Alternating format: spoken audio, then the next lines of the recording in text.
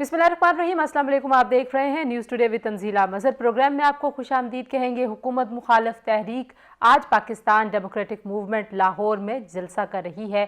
मरीम नवाज़ खिताब कर चुकी हैं और बिलावल भुट्टो जरदारी इस वक्त जलसे से खिताब कर रहे हैं। इस जलसे को PDM के रहनुमाओं ने टर्निंग पॉइंट कहा था और ये कहा था कि इस जलसे के बाद जो है वो हुकूमत को घर जाने के अलावा कोई ऑप्शन नज़र नहीं आएगा। दूसरी जानिब कोरोना की जो लहर है उसमें शिद्दत आ रही है। PDM की तरफ से फैसले तो जो मुतवक्के हैं उनका ऐलान पहले हो चुका है कि इस्तीफ़े भी दिए जाएंगे। इस्तीफ़े देने के बाद की सूरत हाल क्या होगी, लॉन्ग मार्च, और इस सर्दी में भी हम देख रहे हैं कि लाहौर में एक बड़ी तादाद मौजूद है। हुकूमत जो दावे कर रही है वो कहते हैं जी कि ना तो ये वो सारा स्टेज और सारा जलसा का भर सके हैं PDM वाले, और 11 जमातों का ये जलसा है। और जाहिर है जब हम इमरान खान साहब के 2011 के जलसे की तरफ देखते हैं तो वो एक जमात का जलसा था और वो बहुत बड़ा जलसा था। लेकिन जलसों के साइज़ इस वक्त मैटर नहीं करते, शायद जो बयानिया है वो मैटर करता है। और इस बयानिए के बाद की सूरत हाल क्या होगी और इस्तीफ़ों के बाद की सूरत हाल क्या होगी। हमारे साथ मौजूद हैं अहमद बिलाल महबूब साहब, सरबराह हैं पुलदार पाकिस्तान के। बहुत शुक्रिया अहमद बिलाल महबूब साहब। और हमें ज्वाइन कर रही हैं सीनियर सहाफ़ी नसीम ज़ाहिरा साहिबा, किसी तारुफ की मोहताज नहीं है, सीनियर सहाफ़ी हैं, तज्ज़ियाकार हैं। नसीम, आपका भी बहुत शुक्रिया। अब बिलाल साहब, आप से गुफ्तगू का आगाज़ अगर मैं करना चाहूँ, आप लाहौर में मौजूद हैं, किस तरीके से आप देखते हैं जो पॉलिटिकल टेम्परेचर है इस वक्त, और हमारे पार्लिमानी सियासी तारीख में ऐसे मौके हम कई बार देख चुके हैं, इस मौके को माजी से कैसे आप कंपेयर करते हैं? देखिए, तहरीकें तो पाकिस्तान में बहुत सी चली हैं और लाहौर में भी हमने बहुत सी तारीखों को चलते हुए और उभरते हुए देखा है।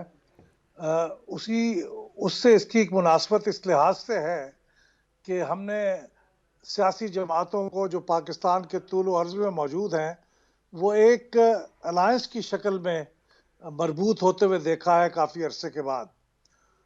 और दूसरी बात यह है कि इसके अंदर अवाम की शिरकत एक इस तादाद में है कि जिसे आप कम नहीं कह सकते, और वो तादाद जो है वो खासी पुरजोश है, रिसेप्टिव है, जवाब देती है और जज्बे के साथ शरीक होती है। ठीक है बिलाल तो साहब, मैं ये आपके पास सारे आऊंगी, जो फैसले मुतवक्के हैं उसके ऊपर भी आपसे बात करूंगी। लेकिन नसीम, अगर मैं आपसे जल्दी से पूछूं कि आपके ख्याल में जलसे के साइज के ऊपर बहुत डिबेट हो रही है और आप देख रही हैं हुकूमती वुज़रा, मुशीर सब आके कह रहे हैं कि ये बड़ा जलसा नहीं है, आपने सारी ज़िंदगी पॉलिटिक्स को कवर किया है, लोग 2011 के जलसे के साथ इसको कंपेयर कर रहे हैं। आप समझती हैं कि ये कंपैरिजन ठीक है, और ये जलसा आपके ख्याल में कितना बड़ा और कितना अहम है?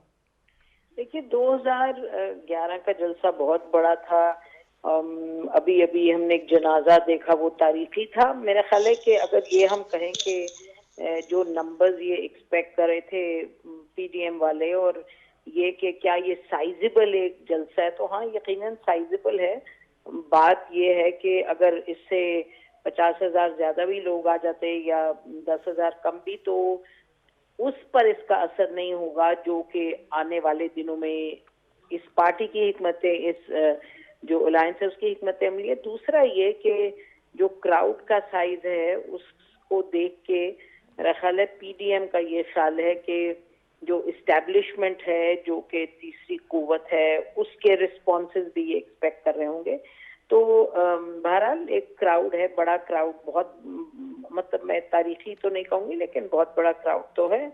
अभी मैं वहां से दिन को भी गई, शाम में भी कुछ देर पहले मैं वहां से लौटी हूँ। तो लोग तो आप कैमरे पर की नजर से भी देख रहे हैं, लोग तो हैं, और इसके जो ग्राउंड हैं उसके बाहर भी जमघटा है लोगों का, तो लोग तो हैं, जाहिर है। देखिए, ये देख लें कि ये तवक्को नहीं थी, मैं ये आपसे कह सकती हूँ, मेरी तवक्को नहीं थी कि PDM इतनी दूर तक आ जाएगी। मेरा नहीं ख्याल था कि इत्तेहाद इस तरह से मुत्तहद रहेगा और ये इनमें कोई जो डिफरेंसेस हैं वो नहीं पैदा होंगे। अभी तक तो ये साथ हैं, मुत्तहद हैं, और जो जलसों का इन्होंने टाइम टेबल दिया था उसको पूरा किया। तो ये मेरा ख्याल है बुनियादी बात ये कि ये तहरीक एक बनी है और वहाँ लोगों से बात की है, तो ये जो महंगाई है वो भी लोगों को यहाँ लेकर आई है। और जाहिर है जो पार्टी के अपने, यानी कि आप फजल रहमान साहब के, सुबह 9 बजे मैं गई तो फजल रहमान साहब के लोग जमा थे, सक्खर से आए हुए हैं और कहाँ का शिकारपुर से, आपको मालूम है। तो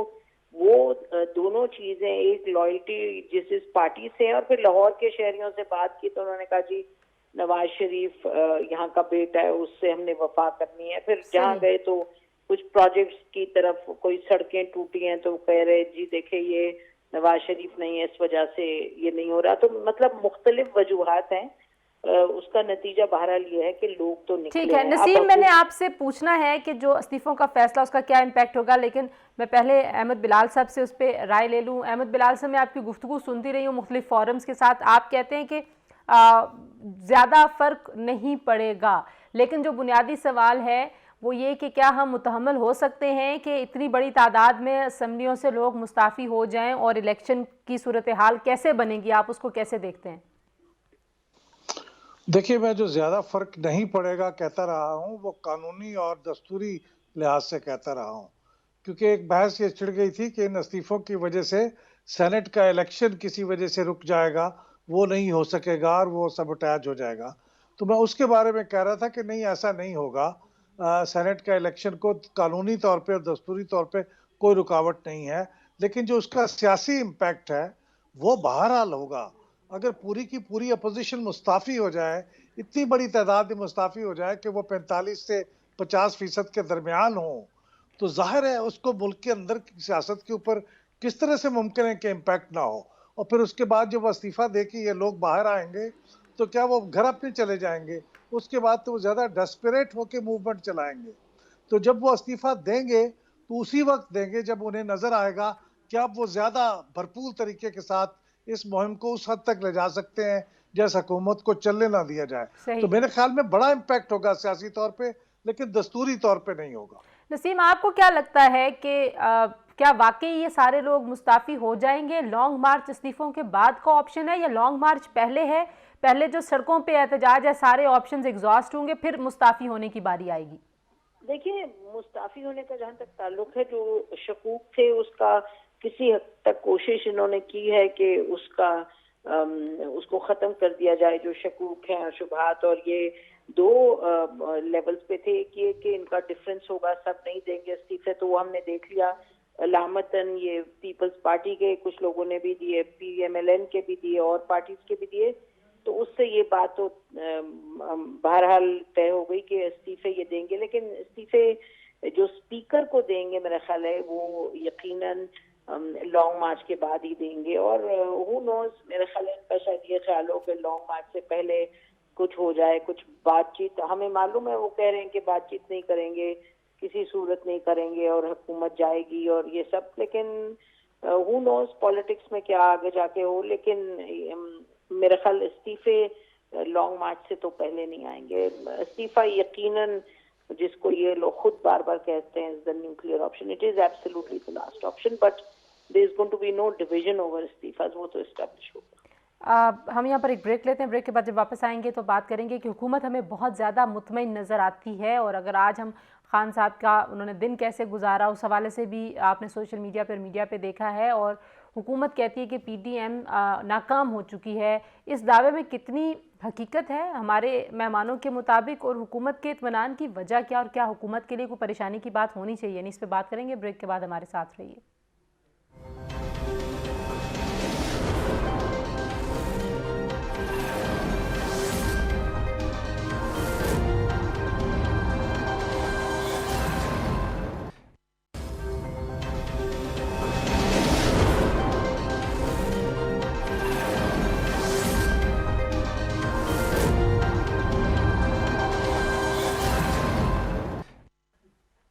जी, प्रोग्राम में एक बार फिर आपको खुशामदीद कहते हैं। और ब्रेक पर जाते हुए नसीम ज़ारा, आप कह रही थी कि जो ऑप्शन है इस्तीफ़ों का, वो ज़ाहिर है आखिरी ऑप्शन होगा। अहमद बिलाल महबूब साहब, अगर मैं आपसे पूछूं कि सेनेट के इलेक्शन को बारहा बीच में हम देखते हैं इस बहस में लाया जाता है, और हुकूमत की तरफ से ये बारहा कहा जा रहा है कि नून लीग सबोताज करना चाहती है सेनेट के इलेक्शंस को। क्या सूरत हाल ऐसी हो सकती है कि जिसमें हम देखें कि सेनेट के इलेक्शंस या तो मौखर हो गए हैं या हो नहीं रहे? कोई ऐसा सिनेरियो भी आप बनता हुआ देखते हैं? और है क्या असल में सेनेट इलेक्शंस में जिसकी वजह से हम PDM और सेनेट इलेक्शन को बारहा एक दूसरे के साथ सुनते हैं? देखिए, सेनेट इलेक्शन में इसलिए सुनते हैं और बड़ी बात तो ये है कि सेनेट के अंदर एक बड़ी तब्दीली आने वाली है। आने वाले इलेक्शन में जो मार्च में होंगे, उससे बड़ी ट्रांसफॉर्मेशन हो जाएगी। पीटीआई और उसके एलाइज जो इस वक्त अक़लियत में हैं, जब वो इलेक्शन हो जाएंगे और तमाम चीज़ें उस तरह से चलें जैसे कि अमूमन एक्सपेक्ट किया जाता है, तो ख्याल ये किया जाता है कि सबसे बड़ी पार्टी बन के उभरेगी पीटीआई, और नवाज लीग जो इस वक्त सबसे बड़ी पार्टी है वो इतनी बड़ी पार्टी नहीं रहेगी, वो एक छोटी पार्टी हो जाएगी। और पीटीआई के एलाइज को अगर सबको शामिल कर लें तो ये तकरीबन सेनेट के अंदर अक्सरियत या तो हासिल कर लेंगे या हासिल करने के करीब होंगे। इसका मतलब यह है कि आइंदा अपोजिशन जो लेजिस्लेशन सेनेट में रोक सकती थी या रोक लेती थी, वो नहीं रोक लेगी और यूं पीटीआई ज़्यादा ताकतवर हो जाएगी। सही। तो ज़ाहिर है ये सिनारियो जब भी होता है तो अपोजिशन जो है उसके लिए तो ये काबिल कबूल नहीं होगा, वो कोशिश करेंगे इसको रोका जाए। अब रोकने की कई कोशिशें हो सकती हैं, कई तरीके हो सकते हैं। एक तरीका तो ये है कि एजिटेशन के ज़रिए मुल्क में ऐसा माहौल पैदा कर दिया जाए कि मार्च के इलेक्शन से पहले ही ये हुकूमत गिरा दी जाए और नए इलेक्शंस का ऐलान हो जाए। इसका मतलब ये कि ये जो असम्बलियाँ जिसके ज़रिए से पीटीआई की अक्सरियत आनी थी, वो असम्बलियाँ ही ख़त्म हो जाए। सही। जब ख़त्म हो जाएंगी तो ज़ाहिर है कि फिर अगले इलेक्शन तक बात चली जाएगी। उस सूरत में सेनेट के इलेक्शन ज़ाहिर है मौखर ही हो जाएंगे क्योंकि असम्बलियाँ मौजूद नहीं होंगी।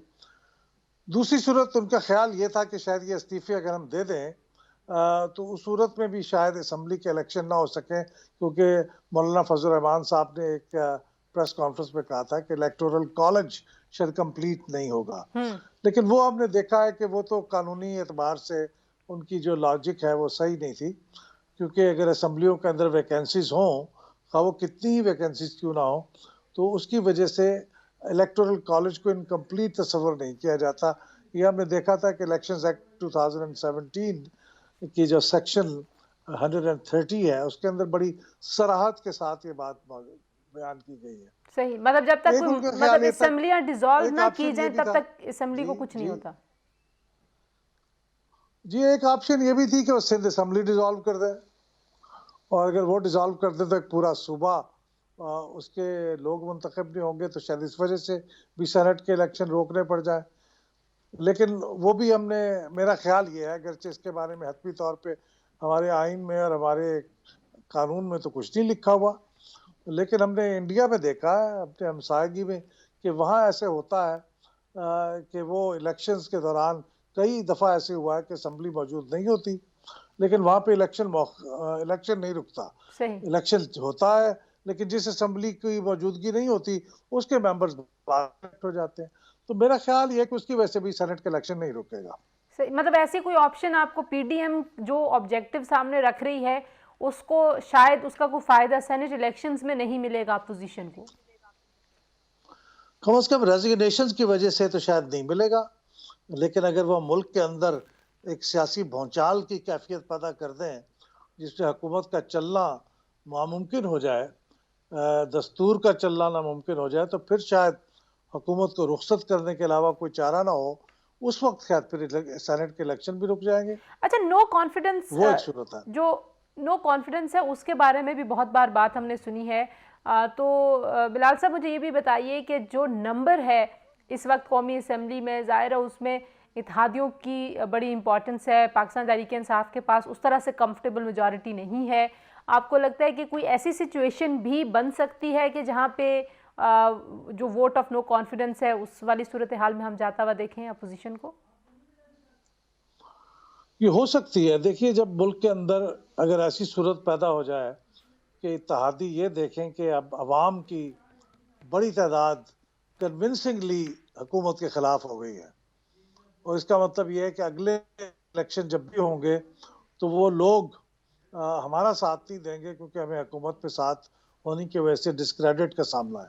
अगर ये कैफियत हो जाए, जो कि इस वक्त बनाने की कोशिश कर रही है पीडीएम, अगर यही कैफियत पैदा हो जाए कि हर रोज़ उनकी मजम्मत हो रही हो, जलसे हो रहे हो, लोग बाहर निकल रहे हैं, हुकूमत रोकना चाहे रोक नहीं सके, हुकूमत के रिट ख़त्म हो जाए, हुकूमत बहुत वीक हो जाए, तो फिर इत्तेहादी भी सोचने में मजबूर होंगे कि उनको इस हुकूमत के साथ रहने में फ़ायदा है या नुकसान है। सही। और ये क्रिटिकल बात ज़्यादा पंजाब में है, क्योंकि एक ही इत्तेहादी है और वो भी अगर अपनी राय बदल ले, तो पंजाब में तो हुकूमत फ़ौरन गिर सकती है। थैंक यू अलबत्ता अहमद बिलाल कौमी महबूब साहब। असम्बली में ठीक है, 2-3 हैं। ठीक है, हमसे बात करने के लिए अहमद बिलाल महबूब साहब, नसीम ज़ाहिरा साहब, आपने गुफ्तगू सुनी पीडीएम के जलसे और पीडीएम की तहरीक के हवाले से। आज आपने देखा कि अयाज सादिक साहब के घर जोराना था। अयाज सादिक साहब के बयान के ऊपर काफ़ी ज़्यादा जो है उनको तनकीद का निशाना बनाया जा रहा था, लेकिन यूँ लगता है कि पीडीएम के रहनुमाओं ने उस बयान को नज़रअंदाज कर दिया है और आज उनके घर एक अच्छी बड़ी बैठक हुई। अब हम ब्रेक लेते हैं जी। ब्रेक के बाद जब वापस आएंगे तो मुआविन खुसूसी वज़ीर आज़म के डॉक्टर फैसल सुल्तान हमारे साथ मौजूद होंगे और पीडीएम को बारहा अपील की गई थी हुकूमत की जानिब से कि कोरोना की लहर में शिद्दत आ रही है, लिहाजा जलसे जुलूसों से एतराज़ किया जाए, रोके जाएँ, जलसे मौखर किए जाएँ। ऐसा कोई फैसला नहीं हुआ। डॉक्टर फैसल सुल्तान से पूछते हैं कि क्या वाकई कोरोना को सियासी मकासद के लिए इस्तेमाल किया जा रहा है या नहीं, और सिचुएशन है क्या कोविड की इस वक्त पाकिस्तान में। ब्रेक के बाद हमारे साथ रहिए।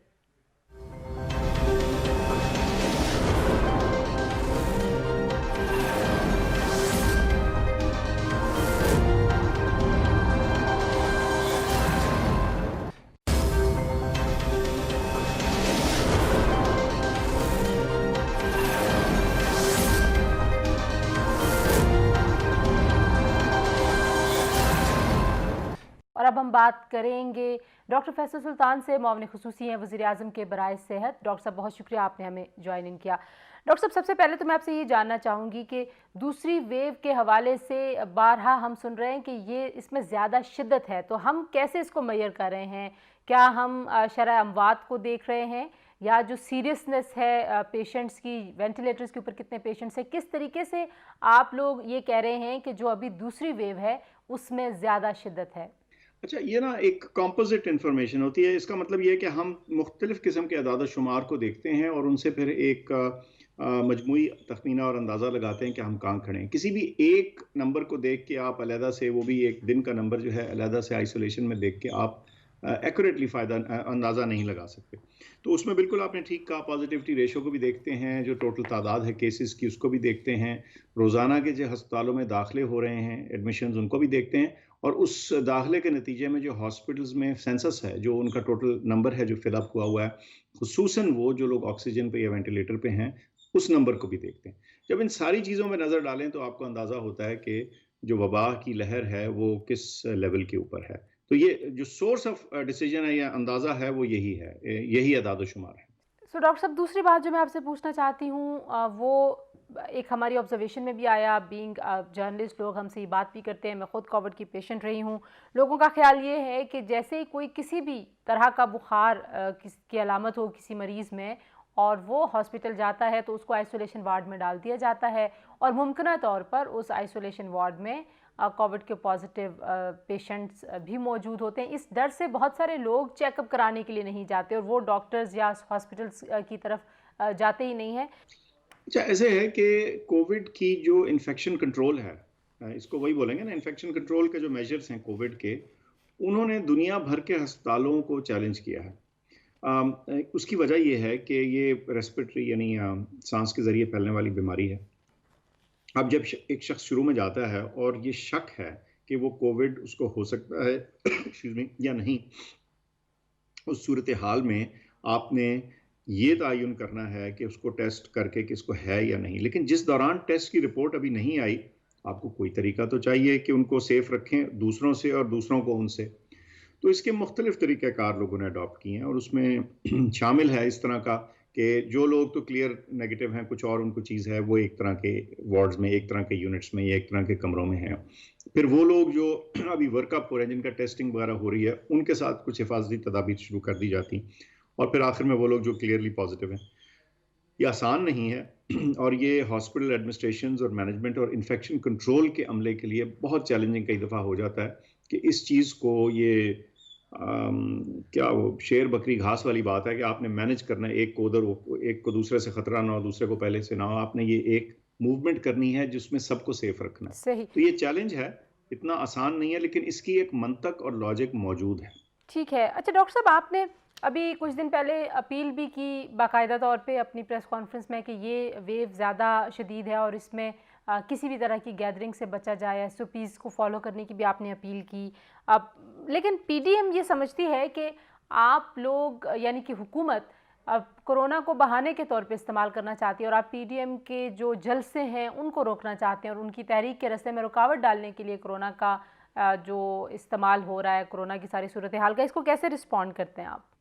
अच्छा देखिए, ये तो समझ लेना चाहिए कि चूंकि मैं हुकूमत का हिस्सा हूं, तो अगर लोग ये सवाल पूछें तो चलें, उनका सवाल अपनी जगह बजा, लेकिन उसका जवाब भी बड़ा वाज़ेह है। वो ये है कि देखिए, मेरी ज़ाती तौर पे बतौर एज ए प्रोफेशनल, फिर as member of the NCOC, जहां हम इंतहाई साइंसी और मंतकी बुनियाद पे जो अपनी तरजीहात हैं वो बताते हैं। और फिर मेरा जो रोल है, जो मौजूदा रोल है, वो क्या है? मुआवन खसूसी, ठीक, बराए सेहत वज़ीर आज़म के लिए। अब अगर मुझे मुआवन रखा गया है और मुझे एडवाइस के लिए रखा गया है, तो मैं अपना काम नहीं कर रहा हूँगा अगर मैं अपनी मुनासिब और प्रॉपर प्रोफेशनल एडवाइस वज़ीर आज़म को ना दूँ। तो एक उनके साथ मेरा बहुत पुराना साथ है, आपको पता है। तो इसलिए कोई वजह नहीं कि मैं उनको बिल्कुल क्लियर कट प्रोफेशनल गाइड ना दूं। और प्रोफेशनल गाइड क्या है हमारी? वही है जो NCOC की गाइडलाइन है। तो अगर हमारे लीडर्स जो हैं वो ये मैसेज दें कि जी ये जलसा करना ठीक है और इससे बीमारी नहीं फैलेगी, तो नेचुरली फिर वो एक तरह की इंफॉर्मेशन अडॉप्ट कर लेते हैं, तो वो मिस इन्फॉर्मेशन बन गई, फिर लोग उसकी तकलीद करना शुरू हो जाएंगे। तो जो जलसे में गया वो तो चलो उधर लोकली फैलाव का बायस बनेगा, लेकिन जो नहीं गया और उसने टीवी पे देखा और उसने नतीजा अखज़ किया कि मेरा लीडर जो है वो ये कह रहा है कि कुछ नहीं होगा, तो वो भी फिर वही तमाम आदात अपना लेगा जो सेफ नहीं है। लेकिन अपोजिशन के लोग ये भी कहते हैं डॉक्टर साहब कि पहले यही हुकूमत थी, मतलब खान साहब बहैसियत वज़ीर आज़म जब कोविड ने हिट किया था पाकिस्तान को, तो वो इस मौक़िफ़ के हामी नहीं थे और उस वक्त अपोजिशन कहती थी कि ज़्यादा रिस्ट्रिक्शंस होनी चाहिए, खान साहब नहीं मानते थे। अब खान साहब के मौक़िफ़ में जो तब्दीली आई है और ज़्यादा सख्ती की वो बात कर रहे हैं कोरोना से बचाव के लिए, तो आपको लगता है कि ये वाकई में उनके मौक़िफ़ में कोई तब्दीली आई है या हम समझें कि नहीं तब्दीली नहीं है, कोरोना वाकई ज़्यादा सीरियस एक थ्रेट बन गया है? देखिए, अभी भी हम तो स्मार्ट रिस्पांस की बात कर रहे हैं। हम तो ब्लंट या ब्लैंकेट रिस्पांस या टोटल शटडाउन या लॉकडाउन को एक बहुत ही एक्सट्रीम मेजर तस्वर करते हैं, जैसे हमने शुरू में भी कहा था, और ये बात तब भी हुई थी, और उस वक्त दुनिया शायद इस आइडिया या इस बात को बहुत रिसेप्टिव नहीं थी। हम में से जो लोग इस बात को थोड़ा बेहतर समझते थे, उनको तब भी ये अंदाज़ा था या कुछ ख्याल था कि ब्लंट ब्रॉड लॉकडाउन जिस तरह चीन ने वुहान में किया था, एक तो वो फीजिबल नहीं है बहुत से मुआशरों में, एक बात, और जब वो किए जाएं तो उनके जो दूसरे मुज़र असरात हैं, और मैं मुआशी मुज़र असरात की तो बात ही नहीं कर रहा, मैं तो हेल्थ सिस्टम की मुज़र असरात की बात कर रहा हूँ, मुआशी तो उसके अलावा है।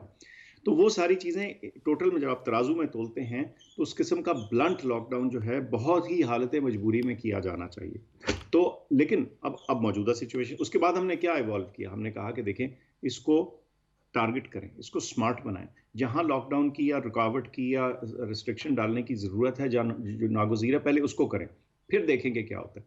तो अभी भी हम यही कह रहे हैं, हम ये तो नहीं कह रहे कि हम सारे मुआशरे को बिल्कुल स्टैंड स्टिल पे ले आए, बिल्कुल इसके हक में नहीं। हम समझते हैं कि अभी भी जो ज़्यादा सुपर स्प्रेडर टाइप इवेंट्स हैं, जो ज़्यादा ख़तरनाक हरकतें हैं, ये एक्टिविटीज़ हैं, या जिसे कहते हैं इंडस्ट्रीज़ हैं, टाइप्स ऑफ वर्क हैं, उनको किया जाए। उसमें सबसे हमारे लिए अहम स्कूल थे, हमने वो बंद किए। उसके बाद शादी, हम देखें शादी हमारे माशरे का एक इतना इंपॉर्टेंट हिस्सा है, उसके ज़रिए बहुत सी इकॉनमी चलती है, खुशी का मौका होता है, उसको भी हमने रिस्ट्रिक्ट किया। तो कुछ खुशी से नहीं किया उसको, खुशी के मौके को बंद, बल्कि बहालत मजबूरी जिसे कहते हैं, आउट ऑफ रिलक्टेंस ये किया। इसी तरह यहाँ ये मसला है, तो हम इसको टारगेट कर रहे हैं। हम ये कह रहे हैं कि देखें, वो एक्टिविटीज़ जिसमें लोग बहुत हजूम में इकट्ठे होते हैं, अगर उसको कुछ अरसे के लिए, चंद हफ्तों के लिए स्लो कर दिया जाए, रोक दिया जाए, या उससे इज्तनाब बरत लें, तो हम सबका फ़ायदा हो जाएगा। जलसा जुलूस तो हम बाद में भी करेंगे। तो हुकूमती जो गैदरिंग्स हैं, मतलब PTI जो गैदरिंग्स और रैलीज करती है, आप उनको भी यही तजवीज़ करते हैं जो आप अपोजिशन को कह रहे हैं? एब्सोल्युटली जी, बिल्कुल। देखिए, जो SOPs हैं कि अगर कोई छोटी गैदरिंग है भी, तो जो इंडोर गैदरिंग, आउटडोर गैदरिंग, सबके लिए हमने वो जो छपी हुई गाइडलाइंस हैं, हम कहते हैं उन्हीं को फॉलो किया जाए। एक तरफ हम ये सुनते हैं कि वैक्सीन के लिए ट्रायल हो रहे हैं पाकिस्तान में, उनकी कामयाबी के क्या चांसेस हैं, कब तक उनके हमें फाइनल रिजल्ट्स मिलेंगे, और पाकिस्तान ने बहुत सारी एलोकेशन बजट की तो हम देख रहे हैं कि कर ली है। तो अगर मैं आपसे ये पूछूं कि कब तक पाकिस्तानियों को वैक्सीन जो है वो मुयस्सर होगी और जो पाकिस्तान में हो रहे हैं तजुर्बात उनका रिजल्ट कब तक आ जाएगा? ठीक है जी। जो अंदर तजुर्बात हो रहे हैं उनका मैं पहले बता दूं, वो एक चाइनीज़ वैक्सीन है जिसका जो ट्रायल है वो चल रहा है। उसमें मुझे बताया गया कि इस वीकेंड पे इंशाल्लाह कल तक 12,000 के करीब एनरोलमेंट्स हो चुकी होंगी। हमारा टारगेट शायद 18,000 है। तो इसका मतलब ये है कि हम उस ट्रायल के अंदर जो मुनासिब एदाद-ओ-शुमार चाहिए उस वैक्सीन की अफादियत के बारे में हतमी राय कायम करने के लिए वो हमें मिल जाएंगे उन नंबर्स के ज़रिए। ज़ाहिर है जब वो डेटा आता है उसको एनालाइज करना है तो कुछ हफ्ते तो बहरहाल उसमें लगते हैं। तो एक तो ये आपकी बात होगी जो आपने कहा कि जो मौजूदा ट्रायल्स हो रहे हैं। अब इसका टोटल टाइम फ्रेम कि हम जहाँ से भी लेंगे, आपने कहा कब तक हमें मुयस्सर होगी। मेरा ये ख्याल है कि हमारी जो अमूमी पॉपुलेशन है, ब्रॉडर पॉपुलेशन है, उसको तो जो दूसरी तिमाही है 2021 की उसमें जाके ही मिलेगी। हमारी कोशिश ये है कि जो हमारी फ्रंटलाइन हेल्थ केयर वर्कर्स हैं, जो हमारी ओल्डर पॉपुलेशन है, उनको जो पहली तिमाही 2021 की है उसके अंदर इसको अवेलेबल करना मुमकिन बनाया जाए, यकीनी बनाया जाए। उसके लिए हमारी गुफ्तगू चल रही है और अगले चंद दिनों में हमें पता चल जाएगा कि हम ऑर्डर्स कैसे प्लेस करेंगे। और मैंने पहले भी कहा था, आपने सुना ही होगा कि मेरा ये ख्याल है कि हमें एक से ज़्यादा सोर्स पे भरोसा करना होगा। सिर्फ एक के ऊपर हम अपना टोटल जिसे कहते हैं ना तकिया नहीं करेंगे। ठीक है डॉक्टर साहब, जैसे जाहिर है जब कोविड ने हिट किया तो हमारा सिस्टम बहुत ज़्यादा एक्सपोज भी हुआ, हमारे सिस्टम में क्या क्या कमी है, और आपने ये पोर्टफोलियो क्राइसिस की सूरत हाल में संभाला है और कोविड के ऊपर ही ज़्यादा तवज्जो है। लेकिन वो जो लार्जर एक सेहत का पूरा निज़ाम तब्दील होना था और जिसका वादा खान साहब ने किया था, PTI के मंशूर का हिस्सा भी था वो, उस एजेंडे के हवाले से भी आप कोई काम कर रहे हैं, अगर आप बता सकें? आपको बड़ी इंटरेस्टिंग बात बताता हूँ। मैं इतने साल शौक खाना में रहा, वहाँ का चीफ एग्जीक्यूटिव रहा। मैंने वहाँ जो अपने जो प्रायोरिटीज़ हैं, तरजीहात हैं, अपनी जेब में लिख कर कभी नहीं रखी। वो एक और तरह का इदारा था, उसको मैं साथ उसके ग्रो किया तो उसकी तरजीहात मुझे ज़ुबानी याद थी। लेकिन जो मेरी यहाँ हेल्थ रिफॉर्म एजेंडा की तरजीहात हैं वो मैं हाथ में लेके फिरता हूँ जेब में, क्योंकि ये 5-6 बहुत इंपॉर्टेंट वेंचर्स हैं। इसमें जी जो ह्यूमन रिसोर्स है हेल्थ की, उसकी बेहतर रेगुलेशन, डॉक्टर्स की, नर्सेज की, फार्मासिस्ट की, उनकी बेहतर क्वालिटी और क्वांटिटी। नर्सेज हमारे यहाँ इतनी शॉर्ट हैं, उनको करना है। तो ह्यूमन रिसोर्स का जो एक एलिमेंट है बहुत अहम है। उसके अलावा ये इन्फेक्शियस डिजीज़ के प्रोग्राम्स हैं। जैसे आपने बताया कोविड के ज़रिए हम एक्सपोज हुए, सारी दुनिया एक्सपोज हुई कि हमारे health system, surveillance system, infectious disease के सर्वेलेंस सिस्टम्स और उनके रिस्पॉन्स सिस्टम वो नहीं है जो होने चाहिए, उनको बिल्ड करना है। तो इंशाल्लाह आप देखेंगे कि NIH और CDC, आपने जिक्र भी सुना होगा, centres for disease control Pakistan, इंशाल्लाह हम बना रहे हैं। तो ये बिल्कुल एक ऑन द टेबल है और ये भी आने वाला है, इसका कानून आपके सामने। पॉपुलेशन है बहुत अहम चीज़। हम पॉपुलेशन को पॉपुलेशन की वेलफेयर को देखना है और हमने अपनी जो क्या कहते हैं सारी जो बेंचमार्क्स हैं जिसमें हमारी न्यूट्रिशन है, मैटरनल मोर्टेलिटी है, चाइल्ड मोर्टेलिटी, इन सारी चीज़ों को बेहतर करना है। और इन सारी चीज़ों का इन्हिसार 2-3 चीज़ों के साथ होता है और वो है इफेक्टिव डिप्लॉयमेंट आपके पॉपुलेशन वेलफेयर की चीज़ों की, आपकी न्यूट्रिशन की और आपकी इम्यूनाइजेशन की, और उसके अलावा बेहतर मैटरनल चाइल्ड केयर की। ये सारी चीज़ें आपस में लिंक्ड हैं। इसके बारे में भी कुछ फैसिलिटेशन सरकार फेडरल गवर्नमेंट करेगी और फिर प्रोविंशियल गवर्नमेंट्स के साथ काम कर रहे हैं। आपने हेल्थ केयर डिलीवरी में देखा, ये जो हेल्थ कार्ड की इंश्योरेंस का सिस्टम है, KP में तो उन्होंने सारे सिटीजन्स के लिए कर दिया, पंजाब भी इसको कर रहे हैं। हम दीगर सूबों से भी बात करें कि हर जगह होना चाहिए। ये पाकिस्तान का सिस्टम है, इसमें कोई एक सूबा और दूसरा सूबा नहीं होना चाहिए। दवाइयों का आपने बहुत जिक्र सुना होगा, कीमत पे भी लोग तंग आते हैं, मेयार का भी हमें कई दफ़ा नहीं पता चलता, अवेलेबिलिटी कई दफ़ा शॉर्ट हो जाती है। आज कल अखबार में किसी में एक किस्म की किसी दवाई का जिक्र था कि वो शॉर्ट हुई। तो हमने जो हमारा ड्रग रेगुलेशन का और डिवाइसेस की रेगुलेशन का सिस्टम है उसको 21वीं सदी में लेके आना है।